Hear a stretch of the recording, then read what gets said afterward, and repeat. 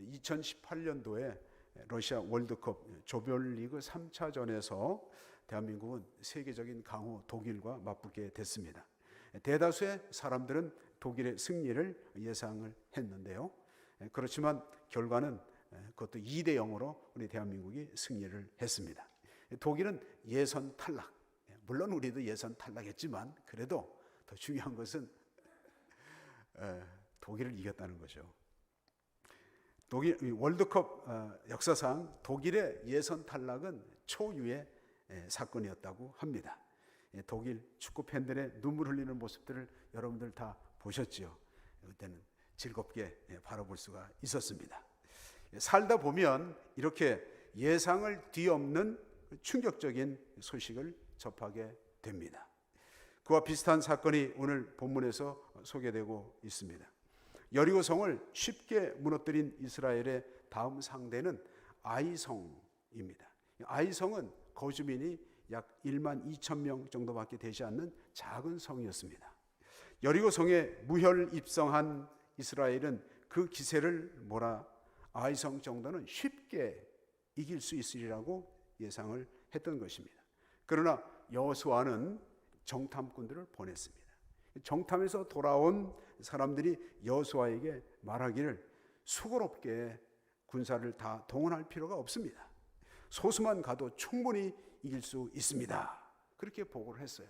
그랬더니 그 말을 또 듣고 그래서 3천 명의 군대를 이제 내보냈습니다. 당연히 승리할 것이라고 생각하고 있었는데 뜻밖의 비보를 듣게 됐습니다. 이스라엘이 아이성에게 패했다는 것입니다. 이스라엘 군대가 혼비백산에서 도망쳤을 뿐만 아니라 36명의 전사자가 나왔습니다. 여호수아와 장로들이 옷을 찢고 머리에 티끌을 뿌리고 그리고 엎드려서 탄식하면서 기도했습니다. 그 내용이 7절 8절 말씀입니다. 슬프도소이다 주 여호와여 어찌하여 이 백성을 인도하여 요단을 건너게 하시고 우리를 아모리 사람의 손에 넘겨 멸망시키려 하셨나이까. 우리가 요단 저쪽을 만족하게 여겨 거주하였더라면 좋을 뻔하였나이다. 주여 이스라엘이 그의 원수들 앞에서 돌아섰으니 내가 무슨 말을 하오리까. 가나안 사람과 이 땅의 모든 사람들이 듣고 우리를 둘러싸고 우리 이름을 세상에서 끊으리니 주의 크신 이름을 위하여 어떻게 하시려 하나이까. 여러분 이 내용을 하나님 입장에서 참 듣기가 거북한 이런 그 원망과 탄식이 섞인 그런 기도의 내용입니다. 그러니까 하나님께서 그 기도를 들으셨어요. 듣고는 가만히 계지 않으셨어요. 여호수아에게 그 내용이 이제 10절이에요. 일어나라! 이렇게 말씀하죠. 어찌하여 이렇게 엎드렸느냐? 이스라엘이 범죄하여 내가 그들에게 명령한 나의 언약을 어겼으며 또한 그들이 온전히 바친 물건을 가져가고 도둑질하며 속이고 그것을 그들의 물건들 가운데 두었느니라. 패배 이유가 이스라엘의 범죄라는 것을 말씀을 하셨습니다. 그 범죄는 하나님의 명령에 불순종하여 백성 중 한 사람이 전리품에 손을 댔다는 것입니다. 그 죄악을 제거하기 전에는 이 전쟁에서 승리할 수 없을 것이라고 그렇게 경고하셨습니다. 그래서 여호수아가 어떻게 합니까? 이제 범인을 찾기 위해서 제비를 다 뽑습니다. 제비를 뽑았는데 누가 뽑혔냐면 마지막 최종적으로 유다 지파의 아간이라는 사람이 뽑히게 됐습니다. 그래서 여호수아가 이제 아간에게 자복할 것을 명령했습니다. 그때 아간이 뭐라고 말합니까? 참으로 나는 이스라엘 하나님 여호와께 범죄하여 이러이러하게 행하였나이다 라고 자복을 했습니다.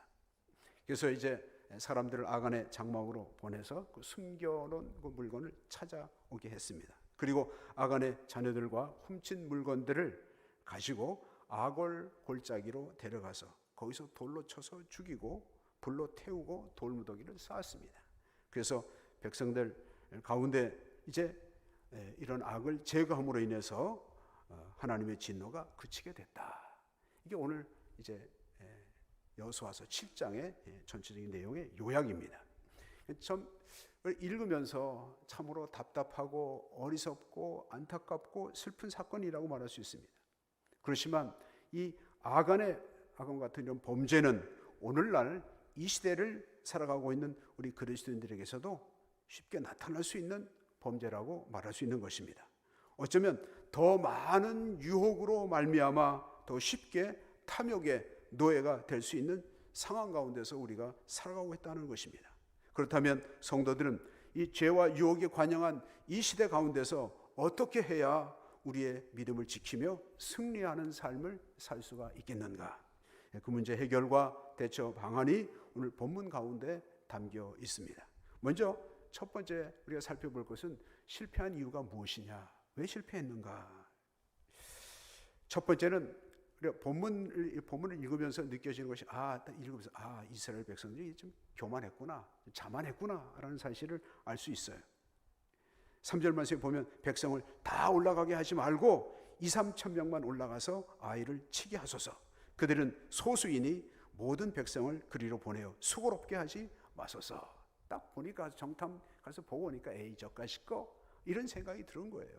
그래서 60만 명의 이 많은 군사를 그 작은 그 아이성 하나 그 점령하기 위해서 그렇게 한다는 것은 이건 수고롭게 하고 이건 낭비다. 이렇게 해서 그래서 작은 인원이 이제 올라간 거죠. 전투에 참여한 3천 명의 병사들도 에이까짓 거 뭐 가볍게 그냥 무너뜨릴 수 있어. 긴장감도 없었고 그 다음에 가벼운 마음으로 이렇게 출전을 했으리라고 생각이 됩니다. 이것이 첫 번째 실패 원인이라고 말할 수 있는 거죠. 두 번째는 하나님을 의지하지 않았다라는 것입니다.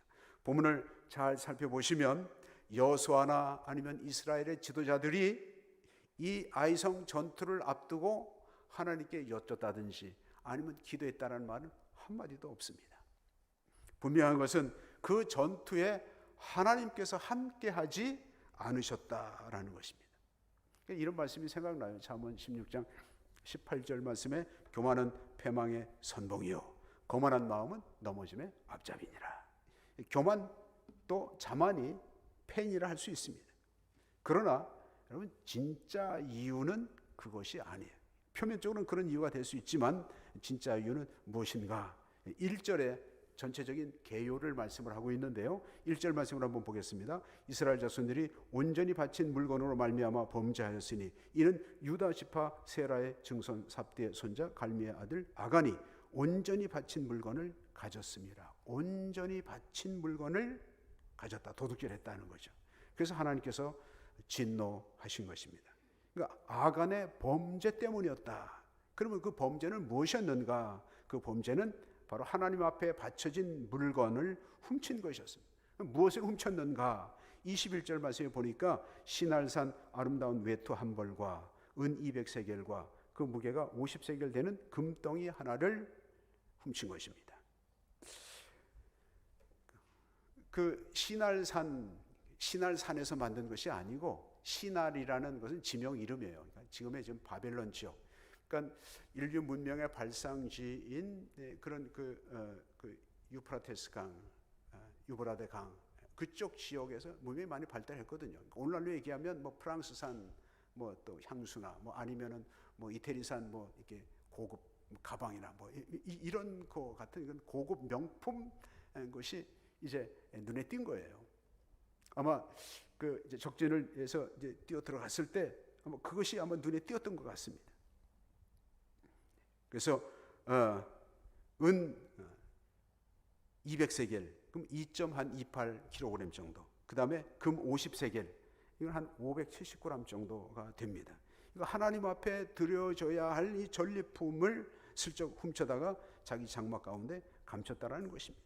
물론 표면적으로는 자만, 교만, 뭐 이런 것도 하나님을 의지하지 않은 것도 될 수 있지만 정말 진짜 아이성 전투에서 실패한 이유는 하나님의 물건, 하나님의 것에 손을 댄 것, 하나님의 거룩한 영역을 침범했기 때문에 실패했다라고 말씀을 하고 있는 것입니다.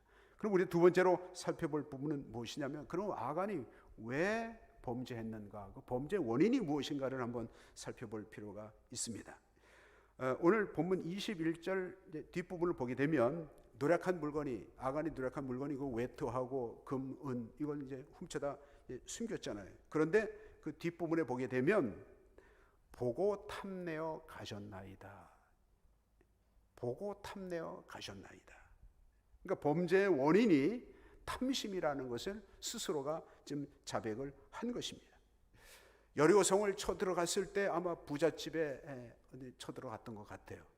그 집에 들어갔을 때 벽장문을 딱 여니까 거기에 고급 외투 이런 것들이 쫙, 그 가운데서 마음에 들어가는 걸 딱 해서 숨겼던 것 같아요. 그리고 또 그 어떻게 구석에 보니까 뭐 이 보물함 같은 게 있었는데 그 뚜껑을 열어보니까 거기에 금과 또 은이 있었길래 그것도 또 이제 주머니 안에 집어넣었겠죠. 그렇게 해서 그것을 가지고 왔습니다. 참 이걸 보게 되면 분명히 출전하기 전에 여호수아가 이스라엘 군대에게 명령한 것이 있습니다.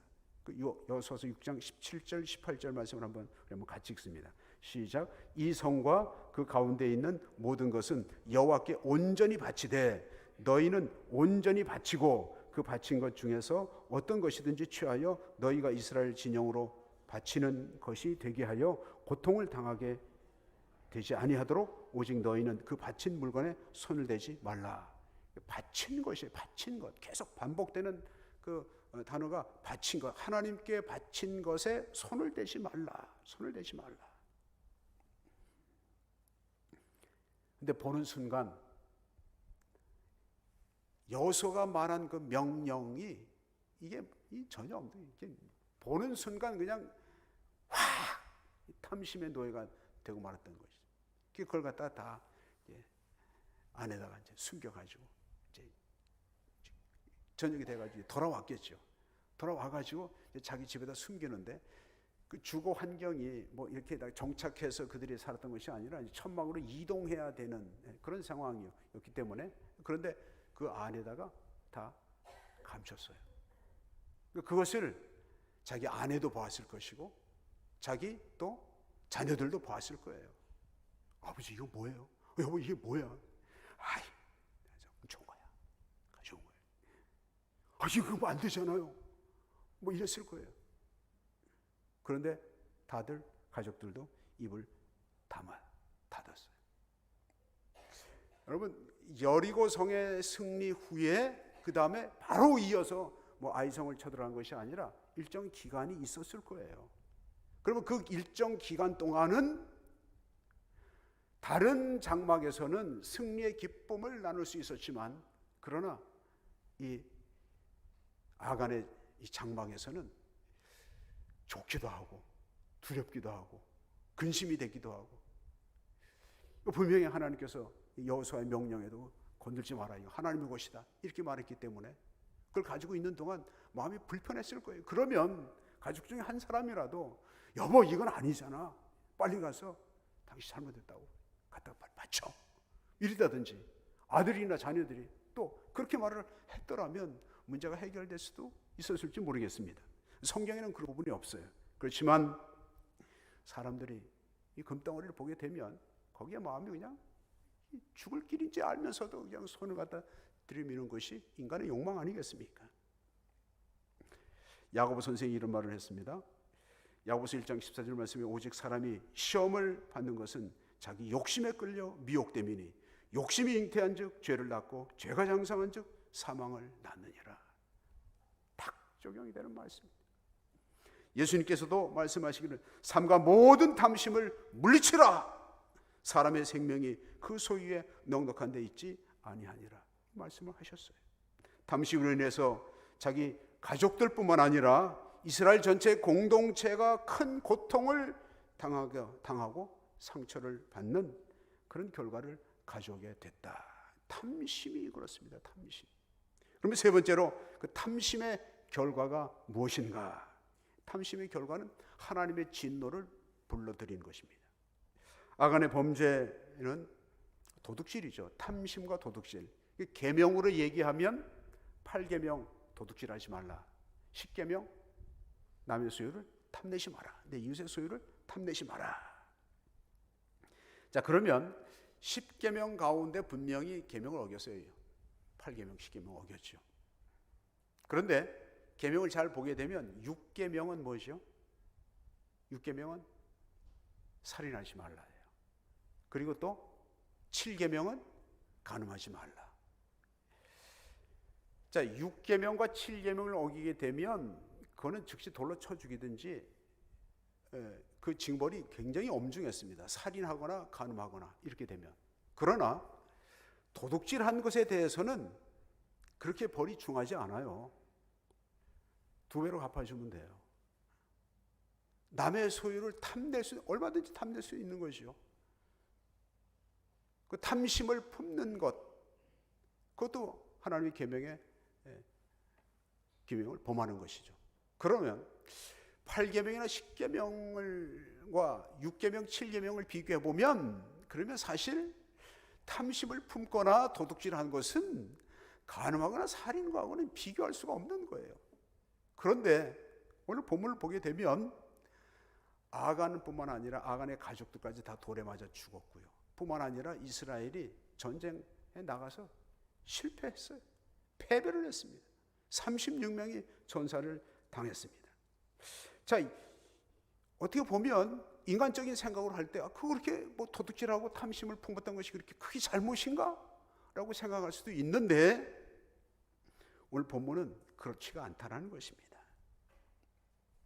여기서 우리가 깊이 생각할 부분이 있는데요. 그것은 뭐냐면, 왜 하나님께서 이와 같이 이렇게 큰 일벌 100개로 이렇게 엄하게 이렇게 징벌을 하셨는가?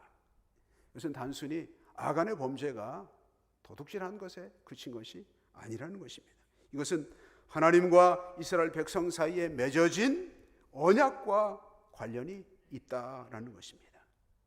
패전의 소식을 들은 여호수아가 하나님 앞에 엎으려 탄식의 기도를 드렸습니다. 왜냐하면 분명히 그런 것을 혹시라도 죄를 범할까 봐 나가기 전에 분명히 전리품에 대해서는 온전히 하나님께 드려야 되는 거니까 손대지 마라, 훔치지 마라 경고했어요.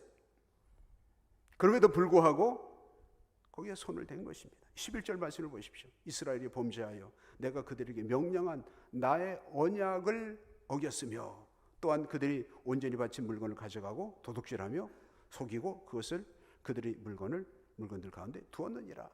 또 15절 말씀도 보면 15절에도 그렇게 말씀하고 있어요. 15절 중반절 이하를 보게 되면 여호와의 언약을 어기고, 그러니까 도둑질한 것 그 차원이 아니라, 탐심을 품고 도둑질한 것 차원이 아니라, 그것이 하나님의 큰 진로를 불러 이렇게 된 것은 하나님의 언약을 깨트린 거예요.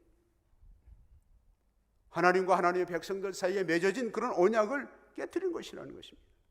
역사를 거슬러 올라가서 태초에 이제 하나님께서 에덴 동산을 창설하시고, 그리고 하나님께서 아담과 하와에게 말씀하셨습니다. 동산에 있는 모든 나무의 실과는 먹을 수 있지만 그러나 동산 중앙에 선악을 알게 하는 나무의 실과는 따먹지 마라. 반드시 죽으리라. 반드시 죽는다고 그렇게 말씀하셨어요.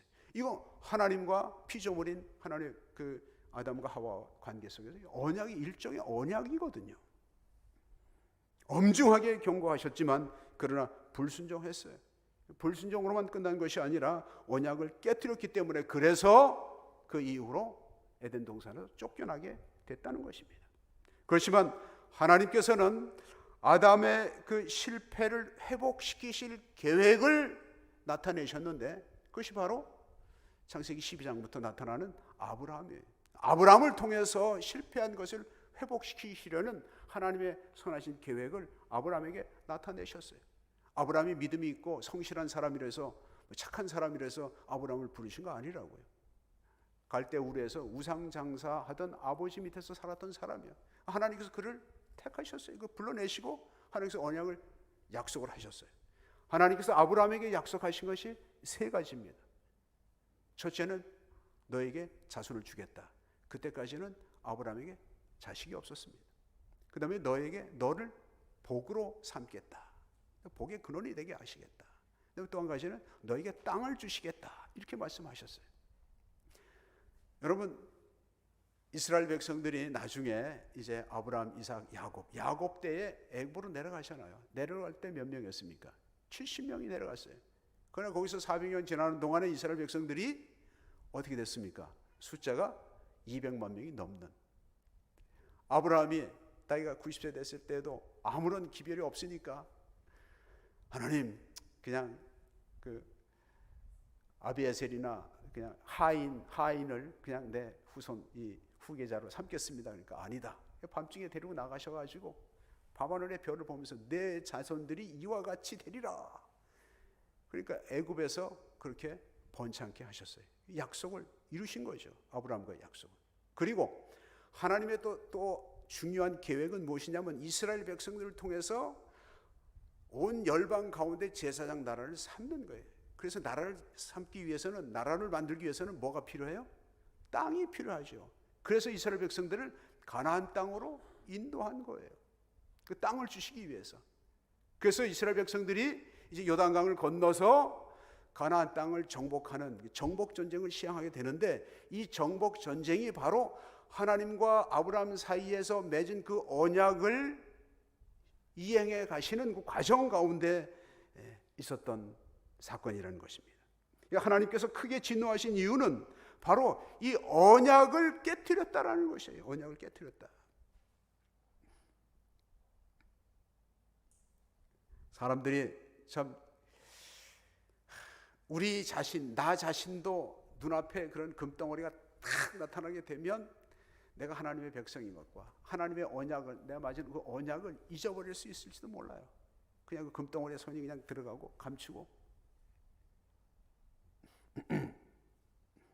그러나 한 개인의 범죄가 전체 공동체 고통으로 나타나게 됐다는 것입니다. 그러니까 하나님의 언약에 관련해서 지은 죄는 개인의 징벌로 끝나는 것이 아니라 전체에게 포착하는 거예요. 그래서 아담의 죄로 말미암아서 모든 사람이 다 죄 가운데 태어나는 원죄를 얻게 된 것입니다. 사도 바울이 이런 말을 했어요. 로마서 5장 12절 말씀에 그러므로 한 사람으로 말미암아 죄가 세상에 들어오고 죄로 말미암아 사망이 들어왔나니 이와 같이 모든 사람이 죄를 지었으므로 사망이 모든 사람에 이르렀느니라. 이스라엘의 패배와 아간 일족의 멸망은 단순한 도둑질이 아니라 하나님의 언약 백성으로서 자신의 신분과 도리를 망각하고 탐욕의 노예가 되었기 때문이라는 것입니다. 성도들이 항상 명심해야 할 것이 바로 이거예요. 우리 자신이 어떤 존재인가? 이 시대도 역시 마찬가지입니다. 우리 자신이 어떤 존재인가? 사도 바울이 고린도 교회 성도들을 향해서 써서 보낸 그 내용 가운데 고린도서 3장 16절 이하, 너희는 너희가 하나님의 성전인 것과 하나님의 성령이 너희 안에 계시는 것을 알지 못하느냐? 누구든지 하나님의 성전을 더럽히면 하나님이 그 사람을 멸하시리라. 하나님의 성전은 거룩하니 너희도 그러하니라. 하나님의 백성, 그리스도의 피값으로 우리가 죄사함을 받고 우리가 하나님의 자녀 되었고 하나님의 자녀로 이루어진 공동체 언약 백성 가운데 있다는 사실을 놓치게 되면 이와 같은 죄에 빠질 수 있다는 것입니다. 그것은 개인에게 고통뿐만 아니라 온 공동체를 괴롭히는 그와 같은 고통이 되었다라는 것입니다. 그러면 이와 같은 하나님의 진노에서 벗어나는 길은 무엇인가? 아간의 범죄로 인해서 이스라엘 공동체는 큰 위기를 당하게 됐습니다. 그러나 위기는 항상 회복의 기회가 되는 것입니다. 하나님의 진노하심 뒤에는 반드시 회복을 위한 은혜가 따라오는 것입니다. 그러나 조건이 있는데 그 조건이 무엇인가? 그것은 회개입니다. 13절의 말씀을 한번 같이 읽습니다. 시작. 너는 일어나서 백성을 거룩하게 하여 이르기를 너희는 내일을 위하여 스스로 거룩하게 하라. 이스라엘의 하나님 여호와의 말씀에 이스라엘아 너희 가운데 온전히 바친 물건이 있나니 너희가 그 온전히 바친 물건을 너희 가운데서 제하기까지는 내 원수들 앞에 능히 맞서지 못하리라. 거룩하라는 거죠. 거룩하라. 내일을 위해서, 미래를 위해서 스스로를 거룩하게 하라. 회개를 가리키는 것입니다. 그것은 곧 무엇이냐면 이스라엘 공동체 안에 그 악을 제거하는 거예요. 이것을 위해서 여호수아는 백성들을 불러놓고 제비를 뽑았고 그리고 범인으로 아간이 뽑히게 된 것입니다. 여호수아는 아간과 그의 모든 가족들과 탈취한 물건을 가지고 아골 골짜기로 데려갔습니다. 그리고 고통 중에 여호수아가 아간에게 이렇게 말합니다. 25절 말씀에 내가 어찌하여 우리를 괴롭게 하였느냐. 참 괴로워요. 이 상황을 한번 잘 생각해 보십시오. 어찌하여 우리를 괴롭게 하였느냐? 왜 하나님의 말씀을 왜 불순종해서? 내가 그렇게 경고하지 않았느냐? 내가 하나님의 백성인 걸 왜 모르느냐? 여호와께서 오늘 너를 괴롭게 하시리라. 이스라엘 백성들도 괴롭고 고통스럽고 아간 자신뿐만 아니라 그의 가족들도 함께 고통을 당하게 됐다라는 것입니다. 결국 백성들은 아간의 그 가족들을 다 돌로 쳐서 죽였습니다. 한번 잘 생각해 보십시오. 그게 편안한, 너 죄를 졌으니까 너 나쁜 놈이야 하면서 이렇게 지호심을 가지고 돌로 던지고 이렇게 했겠습니까?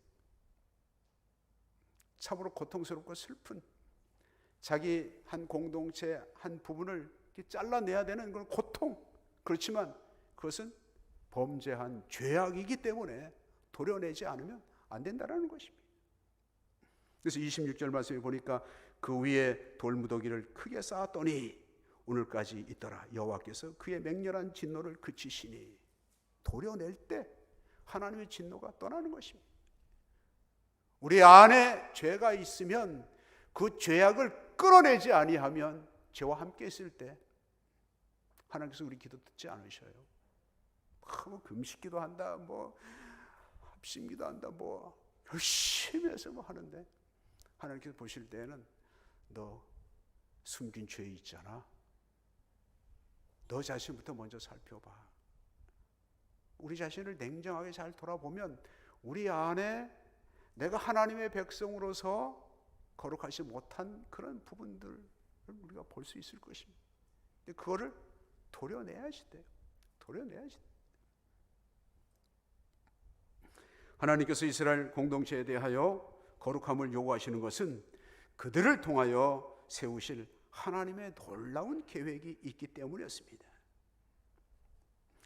사도 바울이 골로새 교회 성도들에게 이렇게 메시지를 전합니다. 그러므로 땅에 있는 지체를 죽이라. 곧 음란과 부정과 사욕과 악한 정욕과 탐심이니 탐심은 우상숭배니라. 결론은요, 이 땅에 살아가는 모든 사람들이 목적하는 바 두 가지예요. 하나는 하나님이냐 돈이냐, 하나님이냐 돈이냐. 우상숭배, 탐심이 우상숭배. 결국 그 탐심으로 인해서 결국은 이스라엘이 패배하게 됐고 자기도 망하고 이스라엘 공동체가 큰 고통을 당하게 됐다라는 것입니다. 그렇지만 하나님께서 그 악을 제거할 때 하나님의 진노가 그쳤다라고 말씀을 하고 있는 것입니다. 오늘 말씀을 마무리하겠습니다.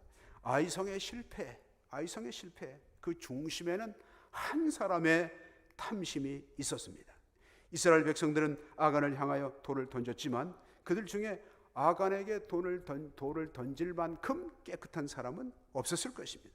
이것은 오늘날 이 시대를 살아가는 우리 모든 그리스도인에게도 똑같이 해당되는 문제라고 생각합니다. 너나 할 것 없이 우리 모두는 죄의 유혹에 노출되어 살아가고 있습니다.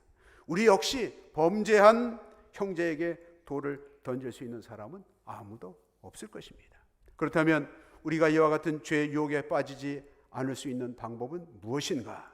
오늘 본문의 사건을 근거로 생각해 볼 때 아간이 놓친 것이 무엇인가? 그것은 자신이 하나님의 백성, 언약 백성으로서의 하나님의 계획 가운데 부르심을 받은 사명자라는 것을 잊었던 것입니다. 우리 한자어에 소탐대실이라는 그 성어가 있습니다. 소탐대실, 작은 것을 탐하다가 큰 것을 잃어버린다. 만약에 어떤 사람이 정말 자기가 이제 신뢰를 해서 자기 이제 직원에게 창고 열쇠를 맡겼다고 한번 그렇게 생각을 해보십시오. 정말 가만히 보니까 이 사람은 정말 믿을 만한 사람이야. 그래서 맡겼어요. 그런데 이상하게 시간이 지나면서 창고의 물건이 조금씩 없어지는 거예요. 이게 왜 그러지? 이게 무슨 일이지? 해가지고 밤중에 잘 지켜봤더니 자기가 믿었던 직원이 조금씩 물건을 훔쳐가는 것이었어요. 나중에 이 사실을 불러다가 내가 훔쳤지. 훔쳤다는 거예요. 더 이상 그에게 열쇠를 맡길 수 없잖아요. 열쇠를 빼앗고 내쫓았습니다. 아마 형사 처벌도 받을 수 있는 거죠. 그가 아끼고 믿었던 사람이 그와 같은 죄를 범하게 됐을 때 그 주인의 입장에서 얼마나 큰 실망이겠습니까? 뿐만 아니라 도둑질한 그 직원, 그 사람은 자기가 끝까지 그 신뢰를 지키고 또 성실하게 일을 했다면 아마 더 큰 대우를 받고 또 하나 또 장사할 수 있도록 미천을 대줄 수도 있었을 것입니다. 결국 그의 마음속에 탐심이 그의 인생을 망치게 한 것입니다. 여러분, 우리는 언약 백성입니다. 그리스도의 피로 죄사함을 받고 하나님 나라의 자녀된 권세를 받은 사람들입니다. 우리가 받은 이 신분, 이것은 세상 무엇과도 바꿀 수 없는 최고의 가치를 소유한 사람들입니다. 세상의 유혹이 우리를 엄습한다 할지라도 하나님의 자녀된 신분을 기억하면 우리는 그 유혹을 이길 수 있게 될 줄로 믿습니다. 사도 바울이 디모데에게 권한 말씀 가운데서 우리도 꼭 기억해야 할 말씀이 있습니다. 디모데전서 6장 7절 이하의 말씀 우리 한번 같이 읽도록 하겠습니다. 시작. 우리가 세상에 아무것도 가지고 온 것이 없음에 또한 아무것도 가지고 가지 못하리니 우리가 먹을 것과 입을 것이 있은즉 족한 줄로 알 것이니라. 부하려 하는 자들은 시험과 올무와 여러 가지 어리석고 해로운 욕심에 떨어지나니 곧 사람으로 파멸과 멸망에 빠지게 하는 것이라. 돈을 사랑함이 일만하게 뿌리가 되나니 이것을 탐내는 자들은 미혹을 받아 믿음에서 떠나 마든 근심으로써 자기를 찔렀도다. 돈을 사랑하는, 돈은 소중한 것이지만 돈보다, 하나님보다 돈을 더 사랑하게 되면 결국은 돈도 잃고 믿음도 잃게, 이런 비극을 꼭 기억해야 될 줄로 믿습니다. 또한 초기 교회 당시에 고난 가운데 있는 성도들을 향하여 선포한 이 사도 베드로의 또 말씀을 우리가 또 간직해야 될 줄로 믿습니다. 베드로전서 2장 9절 말씀 우리 한번 같이 읽습니다. 시작. 그러나 너희는 택하신 족속이요 왕같은 제사장들이요 거룩한 나라요 그의 소유가 된 백성이니 이는 너희를 어두운 데서 불러내어 그의 기이한 빛에 들어가게 하신 이의 아름다운 덕을 선포하게 하려 하심이라. 우리는 비록 부족하고 못나고 연약하지만 그러나 하나님께서 우리를 사랑하셔요. 그래서 우리를 택하여 불러내셔서 하나님 자녀 삼아주시고 우리를 향하여서 너는 제사장이야, 왕같은 제사장이야, 넌 거룩한 나라야, 그의 소유된 백성이야, 그리고 너를 통해서 내가 하나님의 뜻을 나타내기를 원해. 하나님께서 우리에게 주신 이 신분과 사명이 얼마나 위대한 것인지. 물론 우리는 연약해서 이 아관과 같이 이런 실패를 할 수 있어요. 그러나 이 실패를 반복하지 않도록 하기 위해서 우리에게 이 말씀을 주시는 거 아니겠습니까? 우리는 하나님의 언약 아래에 있는 하나님의 자녀들임을 꼭 기억할 수 있기를 바랍니다. 그리고 우리 안에는 누가 계셔요? 성령님이 계시잖아요. 성령님이 우리 안에서, 우리가 세상에서는 땅땅거리고 큰소리치고 이렇게 하지 못한다 할지라도 그래도 우리가 하나님의 자녀된 권세를 가지고 내 신분과 사명을 안다면 흔들거리지 않고 유혹받지 않고 믿음의 길을 견고하게 걸어가는 저와 여러분의 삶이 되실 줄로 믿습니다. 주의 은혜가 늘 여러분의 심령 가운데 충만하셔서 당당하게 믿음으로 승리하는 저와 여러분의 삶이 되시기를 주님의 이름으로 축원합니다. 기도드리겠습니다.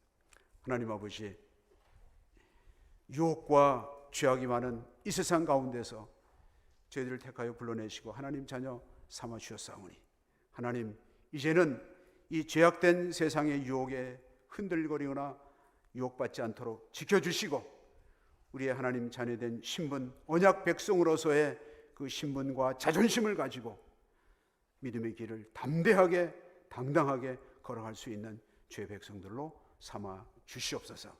감사하고 예수님 이름으로 기도드리옵나이다. 아멘.